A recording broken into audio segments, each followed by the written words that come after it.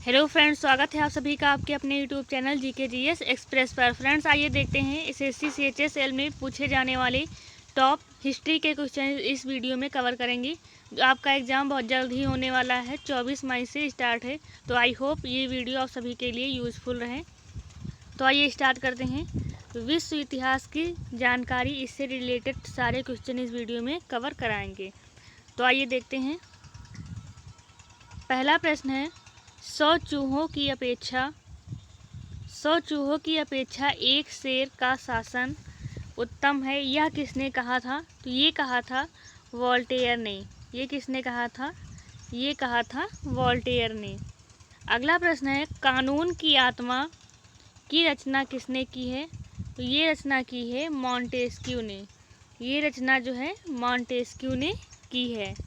अगला प्रश्न है, माप तौल की दशमलव प्रणाली जो है का शुभारंभ कहाँ से हुआ है? तो इसका शुभारंभ जो है फ्रांस से हुआ है। अगला प्रश्न है, सांस्कृतिक राष्ट्रीयता का जनक किसे कहा जाता है? तो ये कहा जाता है हर्डर को। इसका जनक जो है हर्डर को कहा जाता है। अगला प्रश्न है, नेपोलियन फ्रांस का राजा कब बना था? तो ये बने थे 1804 ईस्वी में। अगला प्रश्न है, नेपोलियन के पिता का नाम क्या था? तो इनके पिता का नाम था कार्लो बोनापार्ट। इनके पिता का नाम था कार्लो बोनापार्ट। अगला प्रश्न है, आधुनिक फ्रांस का जनक किसे कहा जाता है? तो आधुनिक फ्रांस का जनक जो है चार्ल्स डे गॉल को कहा जाता है। आधुनिक फ्रांस का जनक चार्ल्स डे गॉल को कहा जाता है। अगला प्रश्न है, इंग्लैंड को बनियों का देश किसने कहा था? तो ये कहा था नेपोलियन ने। इंग्लैंड को बनियों का देश जो है नेपोलियन ने कहा था। अगला प्रश्न देखते हैं, राइट्स ऑफ द मैन के लेखक कौन हैं? तो इसके लेखक हैं Thomas pen. Rights of man के लेखक जो हैं थॉमस पेन हैं। अगला प्रश्न है, मदर की रचना किसने की है? तो इसकी रचना जो है मैक्सिको गोकी ने की है। मदर की रचना मैक्सिको गोकी ने की है। अगला प्रश्न देखते हैं, गुलाबों का युद्ध कब हुआ था? तो ये हुआ था 21 अक्टूबर 1805 ईस्वी में। गुलाबों का युद्ध जो है 21 अक्टूबर 1805 ईस्वी में हुआ था। अगला प्रश्न है, मैग्ना कार्टा की घोषणा कब हुई? तो इसकी घोषणा हुई थी 1215 ईस्वी में। मैग्ना कार्टा की घोषणा जो है 1215 ईस्वी में हुई थी। अगला प्रश्न है, फ्रांस में राष्ट्रीय दिवस कब मनाया जाता है? 14 जुलाई को मनाते हैं।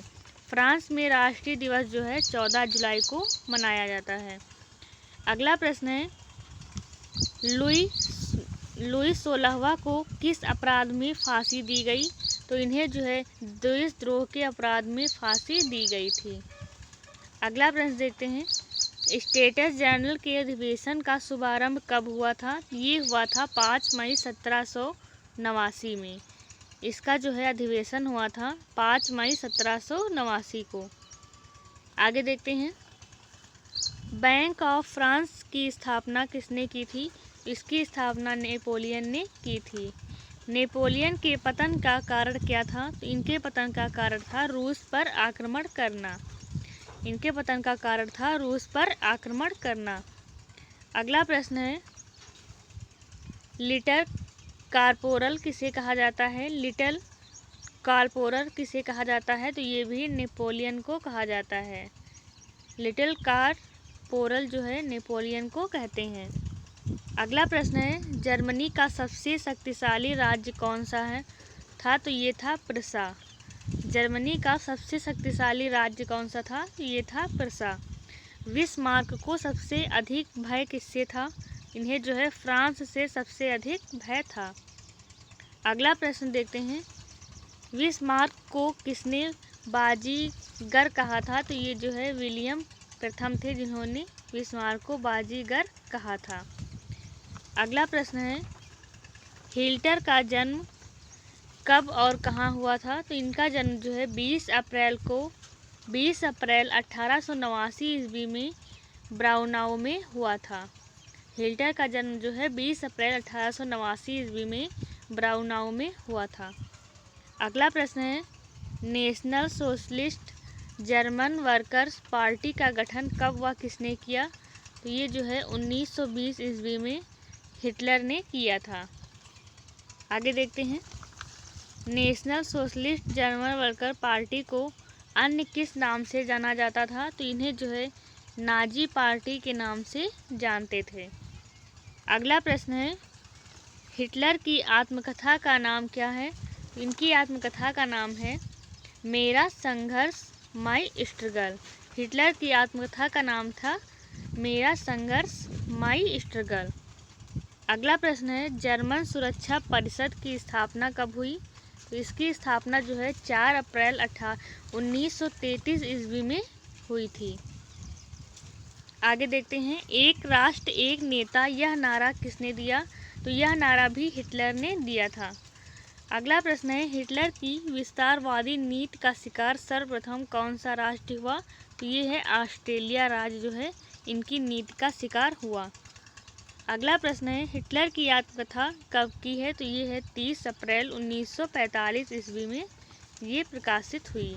जर्मनी में आर्थिक राष्ट्रवाद का पिता किसे कहा जाता है? तो ये जो है फ्रेडरिक लिस्ट को कहा जाता है। जर्मनी में आर्थिक राष्ट्रवाद का पिता फ्रेडरिक लिस्ट को कहा जाता है। आगे देखते हैं, 7 सप्ताह का युद्ध अथवा ऑस्ट्रेलिया पार्सिया युद्ध कब हुआ? ये 1866 ईस्वी में हुआ था। जर्मनी का एकीकरण कब हुआ? तो जर्मनी का एकीकरण जो है 18 जनवरी 1871 ईस्वी में हुआ। आगे देखते हैं, फ्रैंकफर्ट की संधि किस किस के मध्य हुई? तो ये जो है फ्रांस और पर्सिया के मध्य हुई थी।